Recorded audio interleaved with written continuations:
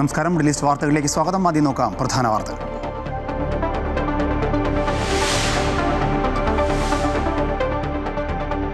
ടാറ്റയുടെ കപ്പൽ നിർമ്മാണ നിക്ഷേപം എന്ന മുഖ്യമന്ത്രിയുടെ പ്രഖ്യാപനത്തിൽ മലക്കം മറിഞ്ഞ് സർക്കാർ. ടാറ്റ ഗ്രൂപ്പ് 10,000 കോടി രൂപയുടെ നിക്ഷേപം നടത്തുമെന്നല്ല ഉദ്ദേശിച്ചതെന്ന് മുഖ്യമന്ത്രി. മിഷൻ സമുദ്രയുടെ ആകെ നിക്ഷേപത്തിൻ്റെ വ്യാപ്തിയാണ് സൂചിപ്പിച്ചതെന്നും വിശദീകരണം. സർക്കാരിൻ്റെ വിശദീകരണം കപ്പൽ നിർമ്മാണ പദ്ധതി ആലോചനയിൽ ഇല്ല എന്ന് ടാറ്റ ഗ്രൂപ്പ് വ്യക്തമാക്കിയതിന് പിന്നാലെ മുഖ്യമന്ത്രിയെ പരിഹസിച്ച് മുൻമന്ത്രി പി രാജീവ്.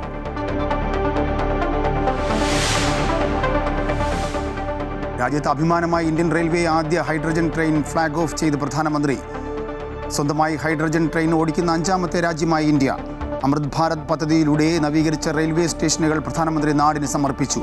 ബഹിരാകാശ രംഗത്ത് മറ്റൊരു വിപ്ലവത്തിന് രാജ്യം. പൂർണ്ണമായും സ്വകാര്യ മേഖലയിൽ നിർമ്മിച്ച ആദ്യത്തെ ഓർബിറ്റൽ റോക്കറ്റ് വിക്രം 1ന്റെ വിക്ഷേപണം നാളെ. തുടർച്ചയായ 6ാം ദിവസവും ഇറാനെ ആക്രമിച്ച അമേരിക്ക. ബന്ദർ അബ്ബാസ് അടക്കമുള്ള നഗരങ്ങളിൽ മിസൈൽ ആക്രമണം. ഹോർമുസിൽ ഇറാന് നിയന്ത്രണം നഷ്ടപ്പെട്ടെന്ന് US പ്രതിരോധ സെക്രട്ടറി.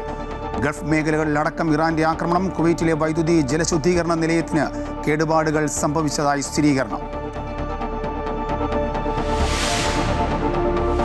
വഖഫ് ബോർഡ് നിയമനത്തിൽ രാഷ്ട്രീയ വിവാദം കടുക്കുന്നു. സർക്കാർ BJPയുമായി ഒത്തുകളിക്കുന്നുവെന്ന് പ്രതിപക്ഷ നേതാവ് പിണറായി വിജയൻ. കോൺഗ്രസും മുസ്ലിം ലീഗും ന്യൂനപക്ഷങ്ങളെ വഞ്ചിച്ചുവെന്ന വിമർശനം. വഖഫ് ബോർഡിൽ അമുസ്ലിങ്ങളെ ഉൾപ്പെടുത്താമെന്ന നിലപാട് കോടതിയിൽ സ്വീകരിച്ചില്ല എന്ന് മുസ്ലിം ലീഗ്.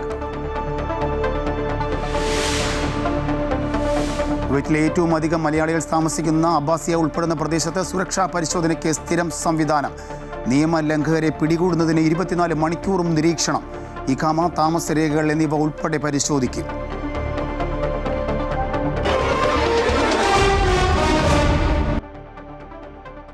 കേരളത്തിൽ കപ്പൽ നിർമ്മാണ സംരംഭം ആരംഭിക്കാൻ ടാറ്റ ഗ്രൂപ്പ് ഒരുങ്ങുന്നുവെന്ന മുഖ്യമന്ത്രി VD സതീശൻ്റെ അവകാശവാദം വിവാദമായതിന് പിന്നാലെ ഔദ്യോഗിക വിശദീകരണവുമായി മുഖ്യമന്ത്രിയുടെ ഓഫീസ്. ടാറ്റ ഗ്രൂപ്പ് മാത്രം 10,000 കോടി രൂപയുടെ നിക്ഷേപം നടത്തുമെന്നല്ല ഉദ്ദേശിച്ചതെന്നും വരും വർഷങ്ങളിൽ സമുദ്ര വ്യവസായ മേഖലയിലൂടെ സംസ്ഥാനത്തേക്ക് ആകർഷിക്കാൻ ലക്ഷ്യമിടുന്ന ആകെ നിക്ഷേപത്തിൻ്റെ വ്യാപ്തിയാണ് ആ തുകയിലൂടെ സൂചിപ്പിച്ചതെന്നും മുഖ്യമന്ത്രി വാർത്താക്കുറിപ്പിൽ വ്യക്തമാക്കി. മുഖ്യമന്ത്രിയുടെ പ്രഖ്യാപനം ടാറ്റ ഗ്രൂപ്പ് തള്ളിയെന്ന വാർത്ത പുറത്തു വന്നതിന് പിന്നാലെയാണ് ഈ വിശദീകരണം.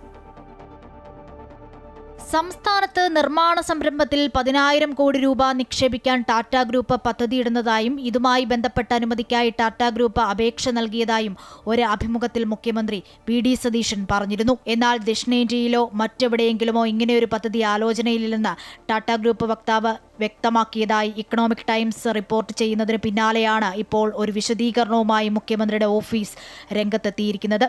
മിഷൻ സമുദ്രയുടെ ഭാഗമായി കേരളത്തെ രാജ്യത്തെ പ്രമുഖ കപ്പൽ നിർമ്മാണ സമുദ്ര വ്യവസായ കേന്ദ്രമായി വികസിപ്പിക്കുന്നതിനുള്ള സർക്കാരിന്റെ കാഴ്ചപ്പാടും നിക്ഷേപ ആകർഷണ പദ്ധതിയുമാണ് മുഖ്യമന്ത്രി അഭിമുഖത്തിൽ പരാമർശിച്ചതെന്നും അല്ലാതെ ഏതെങ്കിലും ഒരു സ്ഥാപനവുമായി ഇത്രയും തുകയുടെ ഏക നിക്ഷേപ കരാർ അന്തിമമായി ഉറപ്പിച്ചുവെന്നല്ലെന്നും മുഖ്യമന്ത്രി വാർത്താക്കുറിപ്പിലൂടെ വ്യക്തമാക്കുന്നു. പദ്ധതികളുമായി ബന്ധപ്പെട്ട് രാജ്യത്തിനകത്തും വിദേശത്തുമുള്ള പ്രമുഖ നിക്ഷേപകരുമായുള്ള ചർച്ചകൾ പുരോഗമിക്കുകയാണ്. ഈ ചർച്ചകളിലൂടെ മികച്ച നിക്ഷേപം സമീപഭാവിയിൽ സംസ്ഥാനത്തേക്ക് എത്തുമെന്ന ആത്മവിശ്വാസം സർക്കാരിനുണ്ടെന്നും കേരളത്തെ രാജ്യത്തെ പ്രമുഖ സമുദ്രാധിഷ്ഠിത സമ്പദ് വ്യവസ്ഥകളിലൊന്നായി ഉയർത്തുകയും അതിലൂടെ തൊഴിലവസരങ്ങളും വ്യവസായ വളർച്ചയും സൃഷ്ടിക്കുകയും ചെയ്യുക എന്ന ലക്ഷ്യത്തോടെ നടപ്പിലാക്കുന്ന മിഷൻ സമുദ്ര യാഥാർത്ഥ്യത്തിലേക്ക് അടുക്കുന്നതിന്റെ പശ്ചാത്തലത്തിലാണ് മുഖ്യമന്ത്രിയുടെ പരാമർശമെന്നും സർക്കാർ വാർത്താക്കുറിപ്പിലൂടെ അറിയിച്ചു. അമൃത ന്യൂസ്, തിരുവനന്തപുരം. ആദ്യത്തെ ഹൈഡ്രജൻ ട്രെയിൻ ട്രാക്കിലിറക്കി പുതിയ ചരിത്രം കുറിച്ച് ഇന്ത്യൻ റെയിൽവേ. ഹരിയാനയിൽ ജിന്ദ് സോനിപത്ത് റൂട്ടിൽ ആദ്യത്തെ ഹൈഡ്രജൻ ട്രെയിൻ സർവീസ് നടത്തി. പ്രധാനമന്ത്രി നരേന്ദ്രമോദി ഫ്ലാഗ് ഓഫ് ചെയ്തു. സമഗ്ര മേഖലകളിലും ഇന്ത്യ സ്വയം പര്യാപ്തമാകുന്നതിൻ്റെ ചുവടുവയ്പ്പാണിതെന്ന് പ്രധാനമന്ത്രി വ്യക്തമാക്കി.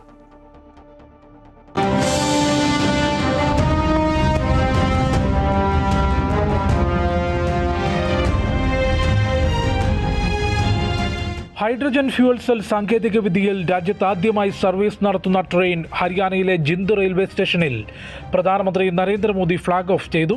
ഇതോടെ ജർമ്മനി, ജപ്പാൻ, ചൈന, US എന്നീ രാജ്യങ്ങൾക്ക് ശേഷം സ്വന്തമായി ഹൈഡ്രജൻ ട്രെയിൻ ഓടിക്കുന്ന ലോകത്തിലെ 5ാമത്തെ രാജ്യമായി ഇന്ത്യ മാറി. രാജ്യത്തിൻ്റെ ധീരമായ തീരുമാനമാണ് ഹൈഡ്രജൻ ട്രെയിൻ സാങ്കേതികവിദ്യ പൂർണ്ണമായും കൈവശമുള്ള രാജ്യങ്ങളുടെ പട്ടികയിൽ ഇന്ത്യയും ഇടം പിടിക്കാൻ കാരണമെന്ന് റെയിൽവേ മന്ത്രി അശ്വിനി വൈഷ്ണവ് പറഞ്ഞു. आज का दिन ऐतिहासिक दिन है।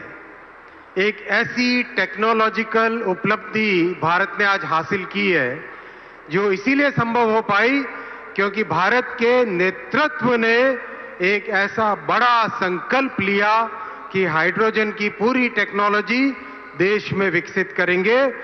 നമോ ഗ്രീൻ റെയിൽ എന്ന് പേരിട്ടിരിക്കുന്ന ട്രെയിൻ പൂർണ്ണമായും ഇന്ത്യയിൽ തന്നെ രൂപകൽപ്പന ചെയ്ത് വികസിപ്പിച്ചെടുത്തതാണ്. 89 കിലോമീറ്റർ ദൈർഘ്യമുള്ള ജിന്ദ് സോനിപത്ത് റൂട്ടിലെ ആദ്യ സർവീസിൽ ജിന്ദിലെ സ്കൂൾ വിദ്യാർത്ഥികളും യാത്ര ചെയ്തു.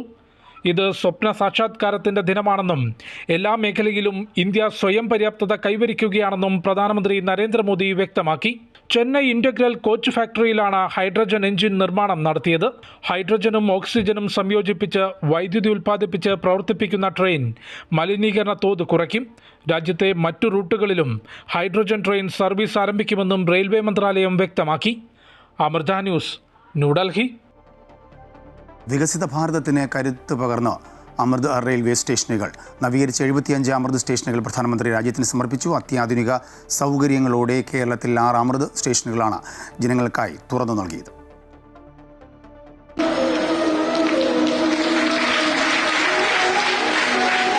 ലോകോത്തര നിലവാരത്തിലേക്ക് റെയിൽവേ സ്റ്റേഷനുകളെ ഉയർത്തുക എന്ന ലക്ഷ്യമാണ് അമൃത് ഭാരത് സ്റ്റേഷൻ പദ്ധതിക്ക്. രാജ്യത്ത് പുനർനവീകരിച്ച 75 സ്റ്റേഷനുകളുടെ ഉദ്ഘാടനം പ്രധാനമന്ത്രി നരേന്ദ്രമോദി നിർവഹിച്ചു. കേരളത്തിൽ തലശ്ശേരി, നിലമ്പൂർ റോഡ്, പരപ്പനങ്ങാടി, തിരൂർ, ചാലക്കുടി, അങ്കമാലി, കാലടി എന്നീ സ്റ്റേഷനുകളാണ് 9 മുതൽ 26 കോടി രൂപ മുതൽ മുടക്കിൽ നവീകരിച്ചത്. വിവിധ സ്റ്റേഷനുകളിൽ ഒരുക്കിയ ഉദ്ഘാടന ചടങ്ങിൽ ജനപ്രതിനിധികൾ പങ്കാളികളായി. പ്രദേശത്തെ അടിസ്ഥാന സൗകര്യ വികസനത്തിനും വിനോദസഞ്ചാര മേഖലയ്ക്കും കരുത്തു പകരുന്നതാണ് പുതിയ അമൃത് സ്റ്റേഷനുകൾ.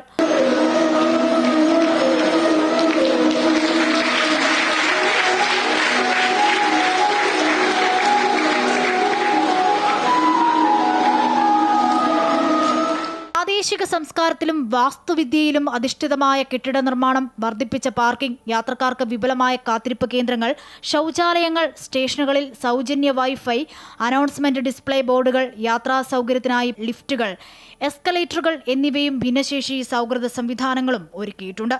അമൃത ന്യൂസ്, കണ്ണൂർ. ബഹിരാകാശ ചരിത്രത്തിൽ പുതിയ അധ്യായം കുറിക്കാൻ ഇന്ത്യ ഒരുങ്ങുന്നു. പൂർണ്ണമായും സ്വകാര്യ മേഖലയിൽ നിർമ്മിച്ച ആദ്യത്തെ ഓർബിറ്റൽ റോക്കറ്റ് വിക്രം 1ന്റെ വിക്ഷേപണം നാളെ രാവിലെ 11:30 നടത്തും. ഹൈദരാബാദ് ആസ്ഥാനമായ സ്കൈ റൂട്ട് എയ്റോസ്പേസ് എന്ന സ്റ്റാർട്ടപ്പ് കമ്പനിയാണ് റോക്കറ്റ് വികസിപ്പിച്ചത്. ശ്രീഹരിക്കോട്ടയിലെ സതീഷ് ധവാൻ സ്പേസ് സെന്ററിൽ നിന്നാണ് വിക്ഷേപണം. പൂർണ്ണമായും തദ്ദേശീയമായി രൂപകൽപ്പന ചെയ്ത് സ്വകാര്യ എയ്റോസ്പേസ് കമ്പനി വികസിപ്പിച്ചെടുത്ത ഒരു ഇന്ത്യൻ റോക്കറ്റ് ഇന്ത്യൻ മണ്ണിൽ നിന്ന് ഭ്രമണപഥത്തിലെത്താൻ ഒരുങ്ങുന്നത് ഇതാദ്യമായാണ്. ദൗത്യത്തിന് ആഗമൻ എന്നാണ് പേരിട്ടിരിക്കുന്നത്. വിക്ഷേപണം വിജയിച്ചാൽ മിഷൻ ആഗമൻ ഇന്ത്യയുടെ വാണിജ്യ ബഹിരാകാശ വ്യവസായ രംഗത്തിന് മുതൽക്കൂട്ടാകും. സ്വകാര്യ കമ്പനികൾക്ക് ഇന്ത്യൻ മണ്ണിൽ നിന്ന് ഓർബിറ്റൽ ക്ലാസ് റോക്കറ്റുകൾ നിർമ്മിക്കാനും വിക്ഷേപിക്കാനുമുള്ള കഴിവ് ഇതോടെ തെളിയിക്കപ്പെടും. ഏകദേശം 20 മീറ്ററിലധികം ഉയരമുള്ള വിക്രം 1ന് ഉപഗ്രഹങ്ങളെ ഭൂമിയിൽ നിന്നും 450 കിലോമീറ്റർ ഉയരത്തിലുള്ള ലോവർ എർത്ത് ഓർബിറ്റിൽ എത്തിക്കാൻ സാധിക്കും.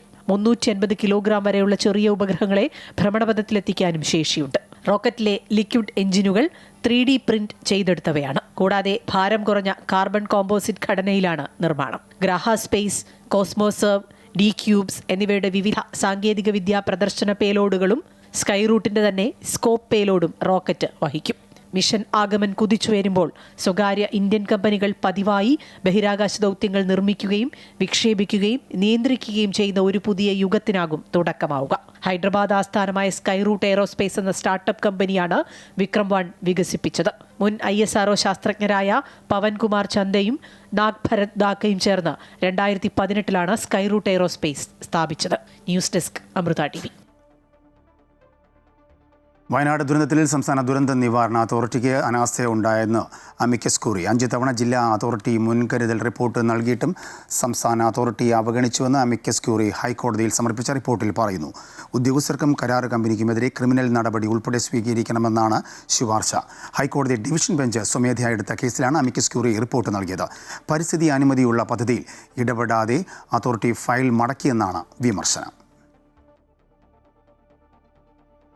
മുഖ്യമന്ത്രി KSU തർക്കം നിലനിൽക്കുന്നതിനിടയിൽ വി ഡി സതീശനും KSU സംസ്ഥാന അധ്യക്ഷൻ അലോഷ്യസ് സേവ്യറും ഒരുമിച്ച് കണ്ടെങ്കിലും മുഖം കൊടുക്കാതെ മുഖ്യമന്ത്രി ഒഴിവാക്കി. എറണാകുളം SH കോളേജിലെ പരിപാടിയിലാണ് മുഖ്യമന്ത്രി വി ഡി സതീശനും അലോഷ്യസ് സേവ്യറും ഭിന്നതകൾക്കിടയിലും കണ്ടുമുട്ടിയത്. ചിരിക്കുക എന്നതാണ് താൻ പഠിച്ച രാഷ്ട്രീയമെന്ന് മുഖ്യമന്ത്രി തന്നെ കണ്ടിട്ടുണ്ടോ എന്നറിയില്ല എന്നും അലോഷ്യസ് സേവ്യർ പിന്നീട് പറഞ്ഞു.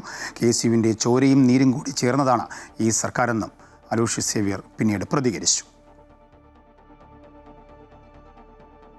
അതേസമയം KSUവിനെ തള്ളിപ്പറയാൻ ഒരു കോൺഗ്രസ് നേതാവിനും കഴിയില്ല എന്ന് KPCC general secretary Deepthi Mary Varghese. എന്തുകൊണ്ട് KSU പ്രസിഡന്റിന് കൂടിക്കാഴ്ചയ്ക്ക് സമയം അനുവദിച്ചില്ല എന്ന കാര്യം മുഖ്യമന്ത്രിക്ക് മാത്രമേ അറിയുള്ളൂ എന്നും അവർ പറഞ്ഞു. സമയം കുറവാകാം കൂടിക്കാഴ്ച നിശ്ചയിച്ചതിന് പിന്നിലെന്നും ദീപ്തി മേരി വർഗീസ് പറഞ്ഞു. അതേസമയം മുഖ്യമന്ത്രിക്കെതിരായി പരിധിവിട്ടുള്ള വിമർശനം അനുവദിക്കില്ല എന്ന് KPCC വർക്കിംഗ് പ്രസിഡന്റ് AP അനിൽകുമാറും പ്രതികരിച്ചു.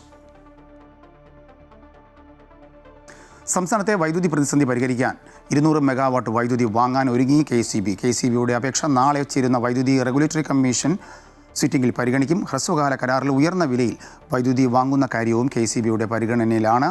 അതേസമയം ഇനിയും വൈദ്യുതി നിയന്ത്രണത്തിന് സാധ്യതയുള്ളതായി KCB അറിയിച്ചിട്ടുമുണ്ട്. വഖഫ് ബോർഡ് വിഷയത്തിൽ സർക്കാർ BJPയുമായി ഒത്തുകളിക്കുന്നുവെന്ന് പ്രതിപക്ഷ നേതാവിൻ്റെ വിമർശനം. കോൺഗ്രസും മുസ്ലിം ലീഗും സംസ്ഥാനത്ത് ന്യൂനപക്ഷങ്ങളെ വഞ്ചിച്ചു എന്നും പിണറായി വിജയൻ വിമർശിച്ചു. എന്നാൽ ആരോപണം തള്ളി മുസ്ലിം ലീഗ് രംഗത്ത് വന്നു. വിഷയം പഠിക്കാമെന്ന് മാത്രമാണ് സർക്കാർ ഹൈക്കോടതിയിൽ പറഞ്ഞതെന്നും വഖഫ് ബോർഡിൽ അമുസ്ലിങ്ങളെ ഉൾപ്പെടുത്താമെന്ന നിലപാട് സ്വീകരിച്ചിട്ടില്ല എന്നും ലീഗ് ജനറൽ സെക്രട്ടറി PMA സലാം വ്യക്തമാക്കി.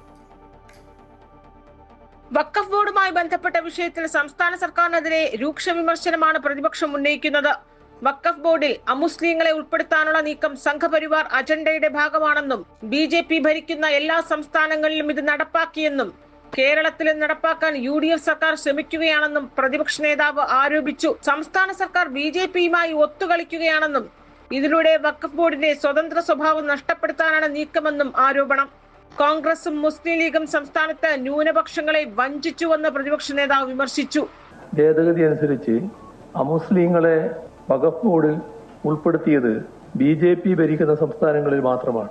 ആ വഴിക്കാണ് ഇപ്പോ കേരള സർക്കാരും നീങ്ങുന്നത് എന്നാണ് ഉണ്ടായിട്ടുള്ള ദൗർഭാഗ്യകരമായ അവസ്ഥ. ഇപ്പൊ വ്യത്യസ്ത മതവിഭാഗങ്ങള്, അവരുടെ വിശ്വാസങ്ങള്, അവയെല്ലാം സംബന്ധിച്ചുള്ള സ്ഥാപനങ്ങൾ അതത് മതവിഭാഗങ്ങളിൽപ്പെട്ടവർ തന്നെയാണ് പൊതുവെ കൈകാര്യം ചെയ്തു പോകുന്നത്. ഇതാണ് മതനിരപേക്ഷതയുടെ ഭാഗമായി നമ്മുടെ രാജ്യം പൊതുവെ അംഗീകരിച്ചിട്ടുള്ളത്. അതനുസരിച്ചുള്ള നടപടികളാണ് ഇതേവരെ തുടർന്നു വരുന്നത്. എന്നാൽ പ്രതിപക്ഷ നേതാവ് പറയുന്നത് കളവാണെന്നും വിശദമായി പരിശോധിക്കാമെന്ന് മാത്രമാണ് ഹൈക്കോടതിയിൽ നിലപാടെടുത്തതെന്നും ബോർഡിൽ അമുസ്ലിങ്ങളെ ഉൾപ്പെടുത്താമെന്ന നിലപാട് സ്വീകരിച്ചിട്ടില്ല എന്നും ലീഗ് സംസ്ഥാന ജനറൽ സെക്രട്ടറി PMA സലാം പ്രതികരിച്ചു.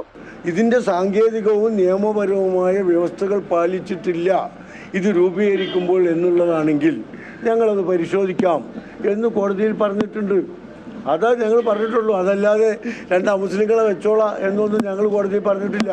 കേരള ഗവൺമെൻറ് കോടതിയിൽ പറഞ്ഞിട്ടില്ല. വളരെ വ്യക്തമാണ്. ഈ കാര്യത്തിൽ പാർലമെൻറ്റിൽ ഈ ബില്ല് ചർച്ചയ്ക്ക് വന്നപ്പോൾ അതിശക്തമായ നിലപാട് ഞങ്ങൾ സ്വീകരിച്ചിട്ടുണ്ട്. ഒരു മതവിഭാഗത്തിൻ്റെ മതപരമായ കാര്യങ്ങളിൽ മറ്റു മതവിഭാഗങ്ങൾക്ക് അവസരം കൊടുക്കുന്നത് ശരിയല്ല. ജൂലൈ 20-ന് കേസ് സുപ്രീം കോടതി പരിഗണിക്കാനിരിക്കെയാണ് വഖഫ് വിഷയത്തിൽ ഭരണ പ്രതിപക്ഷം തമ്മിൽ ആരോപണ പ്രത്യാരോപണം കടുപ്പിക്കുന്നത്. അമൃത ന്യൂസ്, തിരുവനന്തപുരം.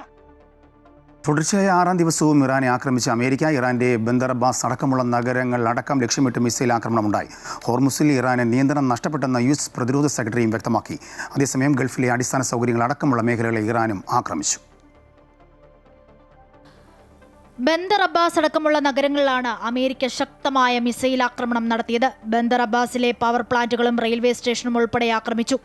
നിരവധി പേർ കൊല്ലപ്പെട്ടതായും ഒട്ടേറെ പേർക്ക് പരിക്കേറ്റതായും റിപ്പോർട്ടുകളുണ്ട്. അതിനിടെ ഹോർമൂസ് നിയന്ത്രിക്കുന്നത് ഇറാനല്ലെന്ന് US പ്രതിരോധ സെക്രട്ടറി പീറ്റ് ഹെയ്സെയ്ത്ത് പ്രതികരിക്കുകയും ചെയ്തിട്ടുണ്ട്. ഇറാനിൽ 6ാം ദിവസവും തുടർച്ചയായി ആക്രമണങ്ങൾ നടത്തുകയാണ് അമേരിക്ക. കഴിഞ്ഞ ദിവസം അഹ്വാസ് നഗരത്തിലെ ഷാഹിദ് ബഗേയി ആശുപത്രിക്ക് നേരെ അമേരിക്കൻ സൈന്യം വ്യോമാക്രമണം നടത്തിയിരുന്നു. ആക്രമണത്തിൽ കുട്ടികളുടെ ക്യാൻസർ ചികിത്സാ വിഭാഗം പ്രവർത്തിച്ചിരുന്ന കെട്ടിടം തകർന്നു. ആക്രമണത്തെ തുടർന്ന് അസുഖബാധിതരായ കുട്ടികളെയും മറ്റു രോഗികളെയും അടിയന്തരമായി ഒഴിപ്പിച്ചു. എന്നാൽ അമേരിക്കയുടെ ആക്രമണത്തിന് തിരിച്ചടിയായി കുവൈറ്റും ജോർദാനും അടക്കമുള്ള ഗൾഫ് രാജ്യങ്ങളെ ഇറാൻ ആക്രമിച്ചു. സൈനിക താവളങ്ങളെ ലക്ഷ്യമിട്ടായിരുന്നു ആക്രമണം. കുവൈറ്റിലെ ജലശുദ്ധീകരണ വൈദ്യുതി നിലയത്തിന് നേരെയും അതിശക്തമായ ആക്രമണമുണ്ടായി. അതേസമയം US പ്രസിഡന്റ് ഡൊണാൾഡ് ട്രംപിനെ വധിക്കുന്നവർക്ക് വൻ പാരിതോഷികം പ്രഖ്യാപിച്ച് ഇറാഖിലെ സായുധ സംഘടന ഇസ്ലാമിക് റെസിസ്റ്റന്റ് ഇൻ ഇറാഖും രംഗത്തെത്തിയിട്ടുണ്ട്. ട്രംപിനെ വധിക്കുന്നത് ആരാണെങ്കിലും അവർക്ക് $10 മില്യൺ ഇറാന്റെ പിന്തുണയുള്ള IRI പാരിതോഷികമായി പ്രഖ്യാപിച്ചിരിക്കുന്നത്. News desk, Amrita news. കുവൈറ്റിന് നേരെ ഇന്ന് പുലർച്ചെയുണ്ടായ ഇറാൻ ആക്രമണത്തെ തുടർന്ന് രാജ്യത്തെ വൈദ്യുതി ഉൽപ്പാദന ജലശുദ്ധീകരണ നിലയത്തിൽ നിരവധി നാശനഷ്ടങ്ങൾ സംഭവിച്ചതായി ജലവൈദ്യുതി മന്ത്രാലയം കുവൈറ്റിലെ ജലവൈദ്യുതി മന്ത്രാലയം അറിയിച്ചു. ആക്രമണത്തെ തുടർന്നുണ്ടായ തീപിടുത്തത്തിൽ ഉൽപ്പാദന യൂണിറ്റുകൾക്ക് കേടുപാടുകൾ സംഭവിച്ചതായും മന്ത്രാലയം വ്യക്തമാക്കി. ഇതേ തുടർന്ന് ദേശീയ വൈദ്യുതി ശൃംഖലയുടെ സ്ഥിരത ഉറപ്പാക്കാൻ അടിയന്തര നടപടികൾ സ്വീകരിച്ചു. കുവൈറ്റ് അഗ്നിശമന സേന ഉടൻ സ്ഥലത്തെത്തുകയും തീ നിയന്ത്രണ വിധേയമാക്കുകയും ചെയ്തതായും റിപ്പോർട്ടുണ്ട്. നിലവിലെ സാഹചര്യത്തിൽ വൈദ്യുതി ഉപയോഗം പരമാവധി കുറച്ച് സഹകരിക്കണമെന്ന് കുവൈറ്റിലെ മന്ത്രാലയം പൗരന്മാരോടും പ്രവാസികളോടും അഭ്യർത്ഥിച്ചു. സൗദി അറേബ്യയിലെ ഉപഭോക്തൃ വില സൂചിക 2026 ജൂണിൽ മുൻവർഷത്തെ ഇതേ കാലയളവിനെ അപേക്ഷിച്ച് 1.8% വർദ്ധിച്ചതായി ജനറൽ അതോറിറ്റി ഫോർ സ്റ്റാറ്റിക്സ്. പ്രധാനമായും പാർപ്പിട, ജലം, വൈദ്യുതി, ഗ്യാസ്, മറ്റ് ഇന്ധനങ്ങൾ എന്നിവ ഉൾപ്പെടുന്ന മേഖലയിലുണ്ടായ 3.5% വിലക്കയറ്റമാണ് ഇതിന് കാരണം. അതേസമയം ഫർണിച്ചർ, ഗൃഹോപകരണങ്ങൾ എന്നിവയിൽ 0.6%, വസ്ത്രങ്ങൾ, ചെരുപ്പുകൾ എന്നിവയിൽ 0.4% ഇടിവുണ്ടായിട്ടുണ്ട്. 2026 ആദ്യ പകുതിയിൽ സൗദിയിലെ ജിദ്ദ എയർപോർട്ടിൽ യാത്രക്കാരുടെ എണ്ണം 2.5 കോടിയോളമായി ഉയർന്നതായി ജിദ്ദ എയർപോർട്ട്സ് കമ്പനി അറിയിച്ചു. 2026 ജനുവരി 1-നും ജൂൺ 30-നും ഇടയിൽ 2.45 കോടിയിലേറെ യാത്രക്കാർക്കാണ് ജിദ്ദ കിങ് അബ്ദുൽ അസീസ് അന്താരാഷ്ട്ര വിമാനത്താവളം സേവനം നൽകിയത്. 2026 ജനുവരി 17-ന് ജിദ്ദ എയർപോർട്ടിൽ യാത്രക്കാരുടെ എണ്ണത്തിൽ റെക്കോർഡ് രേഖപ്പെടുത്തിയിട്ടുണ്ട്. അന്നേ ദിവസം 1,95,00,000-ലധികം യാത്രക്കാരാണ് ജിദ്ദ എയർപോർട്ട് ഉപയോഗപ്പെടുത്തിയിരിക്കുന്നത്. ഈ വർഷം ആദ്യ പകുതിയിൽ ഏഷ്യ പസഫിക് മിഡിൽ ഈസ്റ്റ് മേഖലയിലേക്കുള്ള 2026 airport council international silver safety excellence award Jeddah വിമാനത്താവളത്തിന് ലഭിച്ചിരുന്നു. എയർപോർട്ട് കാർബൺ അക്രഡിറ്റേഷൻ പ്രോഗ്രാമിൽ ലെവൽ 4 എയർപോർട്ട് നേടിയിട്ടുണ്ട്. ജിദ്ദ ഇന്ത്യൻ കോൺസുലേറ്റിന് കീഴിൽ ബാഗ്ദാദിയ ഹൈൽ റോഡിൽ പ്രവർത്തിക്കുന്ന VFS ഗ്ലോബൽ പാസ്പോർട്ട് അറ്റസ്റ്റേഷൻ സേവന കേന്ദ്രം പുതിയ സ്ഥലത്തേക്ക് മാറ്റുന്നു.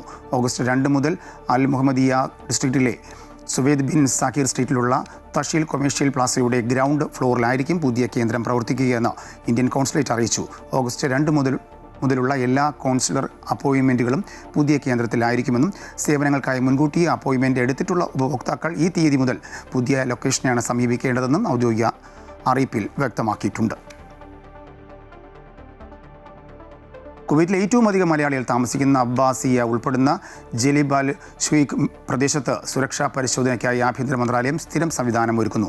പ്രദേശത്തെ വിവിധ നിയമലംഘനങ്ങൾ നിരീക്ഷിക്കുവാനും നിയമലംഘകരെ പിടികൂടുന്നതിനും ലക്ഷ്യമാക്കിയാണ് 24 മണിക്കൂർ സമയങ്ങളിലും പ്രവർത്തിക്കുന്ന പുതിയ സംവിധാനം നടപ്പിലാക്കുന്നത്. കഴിഞ്ഞ ബുധനാഴ്ച വിവിധ സർക്കാർ ഏജൻസികളുടെ നേതൃത്വത്തിൽ നടത്തിയ സുരക്ഷാ പരിശോധനയുടെ തുടർച്ചയായിട്ടാണ് ഈ സംവിധാനം. ഇഖാമ കാലാവധി, താമസ മേൽവിലാസം, താമസരേഖയുടെ ഇനം മുതലായ വിവരങ്ങളാണ് അധികൃതർ പ്രധാനമായും പരിശോധിക്കുന്നത്. ഇതിനു പുറമെ കെട്ടിടങ്ങൾ കേന്ദ്രീകരിച്ച് നടക്കുന്ന നിയമവിരുദ്ധ പ്രവർത്തനങ്ങൾക്കും അധികൃതർ ശക്തമായ നിരീക്ഷണം ഏർപ്പെടുത്തിയിട്ടുണ്ട്. കുവൈറ്റിൽ ജലീബ് അൽ ഷുയ്ഖ് മേഖലയിൽ കഴിഞ്ഞ ദിവസം നടന്ന സുരക്ഷാ പരിശോധനയ്ക്കിടെ ഒരു മൃതദേഹം കണ്ടെത്തിയെന്ന തരത്തിൽ സമൂഹ മാധ്യമങ്ങളിൽ പ്രചരിക്കുന്ന വാർത്തകൾ അടിസ്ഥാനരഹിതമാണെന്ന് ആഭ്യന്തര മന്ത്രാലയം അറിയിച്ചു. ഇത്തരത്തിൽ പ്രചരിക്കുന്ന വിവരങ്ങളിൽ യാതൊരുവിധ സത്യാവസ്ഥയും ഇല്ല എന്ന് മന്ത്രാലയം ഔദ്യോഗിക പ്രസ്താവനയിൽ അറിയിച്ചു. ദുബായിൽ ഗുരുതരമായ ഗതാഗത ലംഘനം നടത്തിയ ഡ്രൈവർക്ക് 50,000 ദിർഹം, ഏകദേശം 13 ലക്ഷം ഇന്ത്യൻ രൂപ പിഴ ചുമത്തി. വാഹനം ദുബായ് പോലീസ് പിടിച്ചെടുത്തു. മണിക്കൂറിൽ 230 കിലോമീറ്ററിലേറെ വേഗത്തിൽ വാഹനം ഓടിക്കുകയും സ്മാർട്ട് നിരീക്ഷണ സംവിധാനങ്ങളിൽ നിന്ന് രക്ഷപ്പെടാൻ വാഹനത്തിൻ്റെ നമ്പർ പ്ലേറ്റുകൾ മനഃപൂർവ്വം നീക്കം ചെയ്യുകയും ചെയ്ത ഡ്രൈവറെയാണ് ദുബായ് പോലീസ് പിടികൂടിയത്. റോഡ് സുരക്ഷാ നിയമങ്ങൾ എല്ലാവരും കർശനമായി പാലിക്കണമെന്നും അധികൃതർ വ്യക്തമാക്കി. ജിദ്ദയിലെ പ്രവാസി കൂട്ടായ്മയിൽ വിരിഞ്ഞ പ്രവാസികളുടെ കഥ പറയുന്ന മലയാള ചലച്ചിത്രം മസ്രയുടെ റിലീസിനോടനുബന്ധിച്ച് ജിദ്ദയിലെ കലാകാരന്മാരും മാധ്യമ സോഷ്യൽ മീഡിയ പ്രവർത്തകരും ഒത്തുചേർന്ന സംഗമം സംഘടിപ്പിച്ചു. 30ഓളം പ്രവാസി മലയാളി കലാകാരന്മാരാണ് മസ്ര സിനിമയുടെ അണിയറയിലും അരങ്ങിലുമായി പ്രവർത്തിച്ചിട്ടുള്ളത്. നാസർ തിരുനിലത്ത് നിർമ്മിച്ച് ജിദ്ദയിലെ പ്രവാസി കലാകാരന്മാർ അണിച്ചൊരുക്കിയ മസ്ര എന്ന ചിത്രം റിലീസായതിൻ്റെ ആവേശത്തിലാണ് പ്രവാസി മലയാളി സമൂഹം. കേരള സർക്കാരിൻ്റെ ഉടമസ്ഥതയിലുള്ള OTT പ്ലാറ്റ്ഫോമായ സി സ്പേസിലൂടെയാണ് ചിത്രം പ്രേക്ഷകരിലേക്ക് എത്തിച്ചത്. ജിദ്ദ ദേപ്പുട്ട് ഓഡിറ്റോറിയത്തിൽ സംഘടിപ്പിച്ച ആഘോഷ പരിപാടി മാധ്യമപ്രവർത്തകരുടെയും സോഷ്യൽ മീഡിയ ഇൻഫ്ലുവൻസർമാരുടെയും സാന്നിധ്യം കൊണ്ട് ശ്രദ്ധേയമായി. ചടങ്ങിൽ ചിത്രത്തിൻ്റെ പ്രത്യേക പ്രദർശനവും നടന്നു. പ്രവാസി സംഘടനയുടെ ആളുകൾ വന്ന് അച്ചായൻ്റെ മകളുടെ ചികിത്സാ ഫണ്ട് ഏൽപ്പിച്ചിട്ടുണ്ട്. ഞാനിത് ഇദ്ദേഹത്തിന് കൊടുക്കുകയാണ്. സിനിമയുടെ സാങ്കേതിക മികവിനെയും മനോഹരമായ പശ്ചാത്തല ദൃശ്യങ്ങളെയും അഭിനയ ശൈലിയെയും പങ്കെടുത്ത മാധ്യമ പ്രവർത്തകർ പ്രശംസിച്ചു. നിർമ്മാണ വൈകളെക്കുറിച്ച് നിർമ്മാതാവ് ജുനൈസ് ബാബുവും ചിത്രീകരണ അനുഭവങ്ങളെക്കുറിച്ച് സംവിധായകൻ അലി അരിക്കത്തും സംസാരിച്ചു. അഭിനേതാക്കളും അണിയറ പ്രവർത്തകരുമായ അബ്ദുള്ള മുക്കണ്ണി, ഹാരിസ് ഹസൈൻ, അദിനു ഷബീർ, സാദത്ത്, ഷുഹൈബ്, അഫ്സൽ നാരണത്ത്, നാസർ, നിസാർ കരുനാഗപ്പള്ളി, അബൂബക്കർ പരീദ് എന്നിവരും പരിപാടിയിൽ പങ്കെടുത്തു. സിമി അബ്ദുൽ ഖാദർ ചടങ്ങുകൾ നിയന്ത്രിച്ചു. സുൽഫിഖറുദായ്, അമൃത ന്യൂസ്, ജിദ്ദ. പ്രതിപക്ഷ ഉപനേതൃ പദവിയിൽ നിലപാട് മയപ്പെടുത്തി CPI. പ്രതിപക്ഷ ഉപനേതാവ് പദവിയിൽ CPIക്ക് വാശിയില്ല എന്നും LDFിൻ്റെ ഐക്യമാണ് പ്രധാനമെന്നും സംസ്ഥാന സെക്രട്ടറി ബിനോയ് വിശ്വം വ്യക്തമാക്കി. ചർച്ചയ്ക്കായി എല്ലാ കാലവും CPI വാതിൽ തുറന്നിട്ടിട്ടുണ്ടെന്നും ബിനോയ് വിശ്വം പറഞ്ഞു. എന്നാൽ ഇല്ലാത്ത പ്രശ്നത്തിന് എന്ത് ചർച്ചയാണ് വേണ്ടതെന്നും വിട്ടുവീഴ്ച ചെയ്യേണ്ട ആവശ്യമില്ല എന്നും പിണറായി വിജയൻ ആവർത്തിച്ചു. സംഘടനാ സംവിധാനത്തിലൂടെ വ്യവസ്ഥാപിതമായി മുന്നോട്ടു പോകാൻ മുസ്ലിം ലീഗ് മന്ത്രിമാർക്ക് പാർട്ടി നേതൃത്വത്തിൻ്റെ നിർദ്ദേശം. പാണക്കാട് ചേർന്ന മുസ്ലിം ലീഗ് മന്ത്രിമാരുടെയും നേതൃത്വത്തിൻ്റെയും യോഗത്തിലാണ് തീരുമാനം. മുസ്ലിം മന്ത്രിമാർ പാർട്ടിക്ക് അതീതമായി പ്രവർത്തിക്കുന്നുവെന്ന പരാതിയുടെ അടിസ്ഥാനത്തിലായിരുന്നു പാണക്കാട് ഇന്ന് യോഗം ചേർന്നത്. രാജ്യത്ത് ഭീകരാക്രമണ ഗൂഢാലോചന നടത്തിയ 5 ജെയ്ഷെ മുഹമ്മദ് ഭീകരരെ കൂടി പിടികൂടി സുരക്ഷാ സേന. ഗുജറാത്ത് ATS നടത്തിയ ഓപ്പറേഷനിലാണ് മുഹമ്മദ് അയൂബ്, ഷാഫി, മുഹമ്മദ് ഹസൻ കരാദിയ തുടങ്ങിയ ഭീകരർ പിടിയിലായത്. ബോംബ് സ്ഫോടനം നടത്താനും തോക്കുൾപ്പെടെയുള്ള ആയുധം ഉപയോഗിക്കാനും പരിശീലനം ലഭിച്ചവരാണ് പിടിയിലായതെന്നും ഇവരെ കൂടുതൽ ചോദ്യം ചെയ്തു വരികയാണെന്നും പോലീസ് അറിയിച്ചു.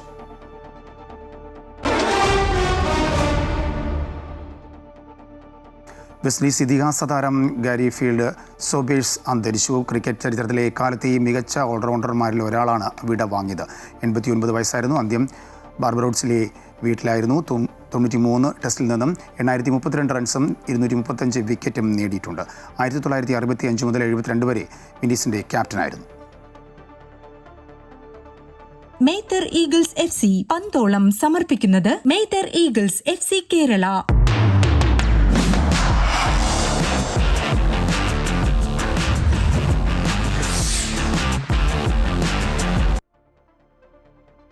ഫിഫ ലോകകപ്പിന്റെ ചരിത്രത്താളുകളിൽ റെക്കോർഡുകളുടെ പുതിയൊരു അധ്യായം കൂടി എഴുതി ചേർക്കുകയാണ് അർജന്റീനയും ഇതിഹാസ നായകൻ ലയണൽ മെസ്സിയും. ലോകകപ്പിൽ ഏറ്റവും കൂടുതൽ മത്സരങ്ങൾ, ഗോളുകൾ, അസിസ്റ്റുകൾ, മാൻ ഓഫ് ദ മാച്ച് എന്നിവ ഉൾപ്പെടെ സ്വന്തം റെക്കോർഡുകളും തിരുത്തിക്കുറിക്കുകയാണ് മെസ്സി.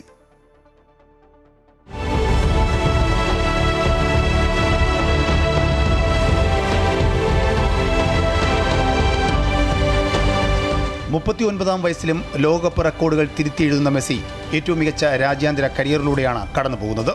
2026 ലോകകപ്പിൽ കളത്തിലിറങ്ങിയതോടെ 6 ലോകകപ്പുകളിൽ പന്ത് തട്ടുന്ന ഫുട്ബോൾ ചരിത്രത്തിലെ രണ്ടാമത്തെ മാത്രം താരമായി മെസ്സി മാറി.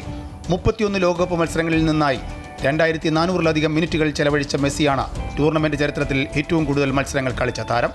നേരത്തെ അൾജീരിയക്കെതിരായ മത്സരത്തിൽ ഹാട്രിക് നേടിയതോടെ ലോകകപ്പിൽ ഹാട്രിക് നേടുന്ന ഏറ്റവും പ്രായം കൂടിയ താരമെന്ന അത്യപൂർവ നേട്ടവും മെസ്സിക്ക് സ്വന്തം. ഈ ലോകകപ്പ് നോക്കൌട്ട് ഘട്ടത്തിൽ 16 മത്സരങ്ങൾ കളിക്കുന്ന ആദ്യ താരമെന്ന ചരിത്ര നേട്ടവും മെസ്സി തന്റെ പേരിലാക്കി. ലോകകപ്പ് ചരിത്രത്തിൽ നോക്കൌട്ട് മത്സരങ്ങളിൽ 10 അസിസ്റ്റുകൾ തികയ്ക്കുന്ന ചരിത്രത്തിലെ ആദ്യ കളിക്കാരനെന്ന റെക്കോർഡും ഇപ്പോൾ മെസ്സിക്ക് സ്വന്തം. ഇതോടെ ഈ ലോകകപ്പിലെ മെസ്സിയുടെ ആകെ അസിസ്റ്റുകളുടെ എണ്ണം 12 ഉയർന്നു. ട്രിബിളിംഗിലെ എക്കാലത്തെയും മികച്ച നേട്ടം മെസ്സിക്ക് തന്നെയാണ്. സീനിയർ തലത്തിൽ സെമിയിൽ ഇംഗ്ലണ്ടിനെതിരായ തന്റെ ആദ്യ മത്സരത്തിൽ മെസ്സി 9 ട്രിബിളിംഗുകൾ വിജയകരമായി പൂർത്തിയാക്കി. ഒരു അന്താരാഷ്ട്ര മത്സരത്തിൽ മെസ്സി പൂർത്തിയാക്കുന്ന ഏറ്റവും ഉയർന്ന ട്രിബിളിംഗുകളുടെ എണ്ണത്തിന് ഒപ്പമാണ് ഇത്. ഇതോടെ ഒരു ലോകകപ്പ് നോക്കൌട്ട് മത്സരത്തിൽ 9 ട്രിബിളിംഗുകളും 2 അസിസ്റ്റുകളും രേഖപ്പെടുത്തുന്ന ആദ്യ കളിക്കാരനായും മെസ്സി മാറി. ലോകകപ്പ് ഫൈനലിൽ കളിക്കുന്നതിലും റെക്കോർഡ് നേട്ടമാണ് മെസ്സിക്ക്. 2014-ലും 2022-ലും കളിച്ച മെസ്സി 2026-ൽ തന്റെ കരിയറിലെ 3ാമത്തെ ലോകകപ്പ് ഫൈനലിനായിട്ടാണ് ഇറങ്ങുന്നത്. ബ്രസീലിന്റെ കഫുവിന് ശേഷം 3 ലോകകപ്പ് ഫൈനലുകളിൽ കളിക്കുന്ന ചരിത്രത്തിലെ താരങ്ങൾക്കൊപ്പമായി മെസ്സി മാറി. അതേസമയം ടീം തലത്തിലും റെക്കോർഡുകൾ മറികടക്കുകയാണ് അർജന്റീന. ഒരു ലോകകപ്പ് ടൂർണമെന്റിൽ ബോക്സിന് പുറത്തുനിന്നും 5 ഗോളുകൾ നേടുന്ന ആദ്യ ടീമായി അർജന്റീന മാറി. 1966-ന് ശേഷം ഒരു പതിപ്പിൽ നേടുന്ന ഏറ്റവും ഉയർന്ന റെക്കോർഡിനൊപ്പമാണ് ഇത്. ഇത്തവണ ഫൈനലിലെത്തിയതോടെ ഒരു ലോകകപ്പ് പതിപ്പിൽ തുടർച്ചയായി 7 മത്സരങ്ങളിൽ വിജയിക്കുന്ന രണ്ടാമത്തെ രാജ്യമെന്ന ബ്രസീലിന്റെ ചരിത്ര റെക്കോർഡിനൊപ്പമാണ് Argentina. Sports desk, Amrita news. ഇതോടുകൂടി വാർത്താ ബുള്ളറ്റിൻ പൂർണ്ണമാകുന്നു. കൂടുതൽ വാർത്തയ്ക്കായി അമൃത ന്യൂസ് യൂട്യൂബ് കാണുക.